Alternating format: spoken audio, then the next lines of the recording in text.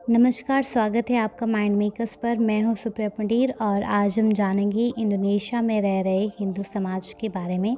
हाल ही में इंडोनेशिया के सबसे पहले राष्ट्रपति सुकरानो की बेटी सुकमावती सुकरानो पुत्री ने मुस्लिम धर्म छोड़ सूदी वदानी नामक एक अनुष्ठान में हिंदू धर्म अपना लिया है। समारोह बाली में स्थित सुकरानो सेंटर हेरिटेज एरिया में हुआ।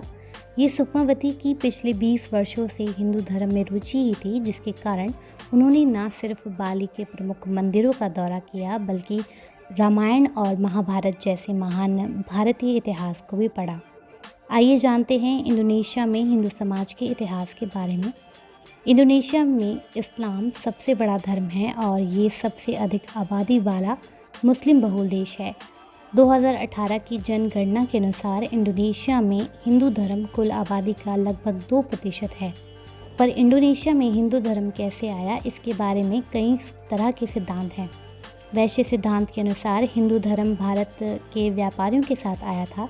क्षत्रिय सिद्धांत के अनुसार पराजित योद्धा और सैनिक अपने अनुयायियों के साथ इंडोनेशिया में शरण लेने और वैकल्पिक गढ़ बनाने के लिए भारत से भाग गए थे।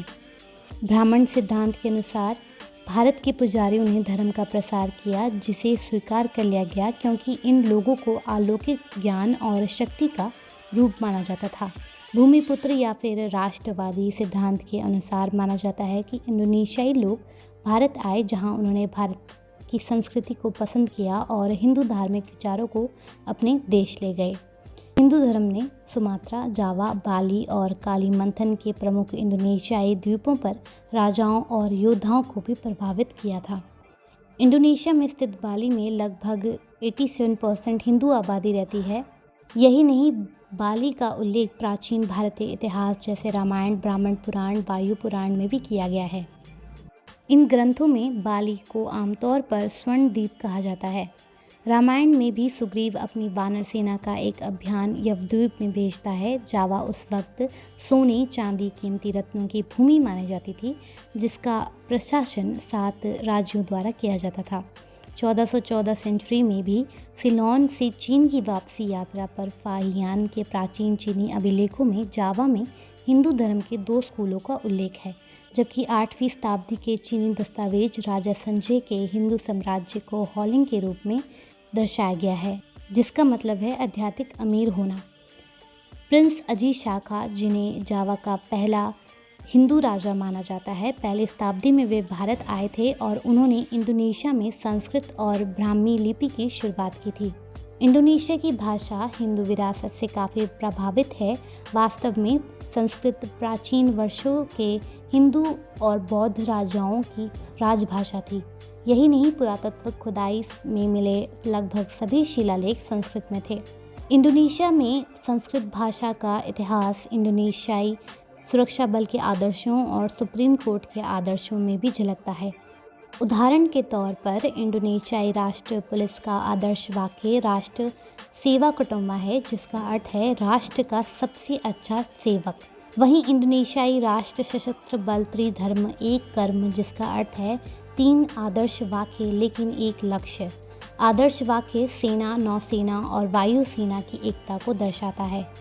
अगर बात करें सुप्रीम कोर्ट की, तो सुप्रीम कोर्ट का आदर्श है धर्म युक्ति, जिसका अर्थ है पूर्ण धार्मिकता या फिर सच्चा न्याय। आपको यहाँ ये भी बता दें कि उन्होंने रामायण, महाभारत और पांजी चक्रों की कहानियों को भी नृत्य नाटक में शामिल किया, जिसे सेंद्र तारी के नाम से भी जाना जाता है। सबसे प्रभावशाली हिंदू साम्राज्य मजापहित साम्राज्य था, जो 14वीं शताब्दी में अपने चरम पर पहुँच गया था।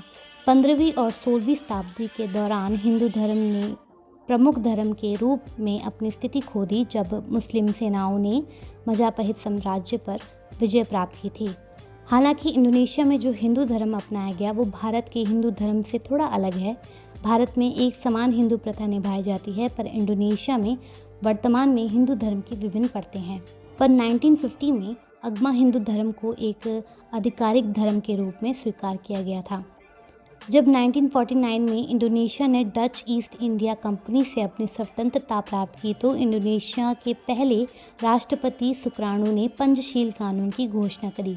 पंचशील शब्द संस्कृत के 2 शब्दों से बना है। पहला है पंच, जिसका अर्थ है 5, और दूसरा है शीला, जिसका अर्थ है सिद्धांत या गुण। इन 5 कानून में एक सर्वशक्तिमान ईश्वर को स्वीकार करना, कानून, न्याय संगत और सभ्य मानवता, इंडोनेशियाई एकता, लोकतंत्र और सामाजिक न्याय शामिल है। इंडोनेशिया में हिंदू समाज को लेकर आपकी क्या है राय, कमेंट्स में बताएं और वीडियो को लाइक और शेयर करें। साथ ही माइंड मेकर्स को सब्सक्राइब करना ना भूलें।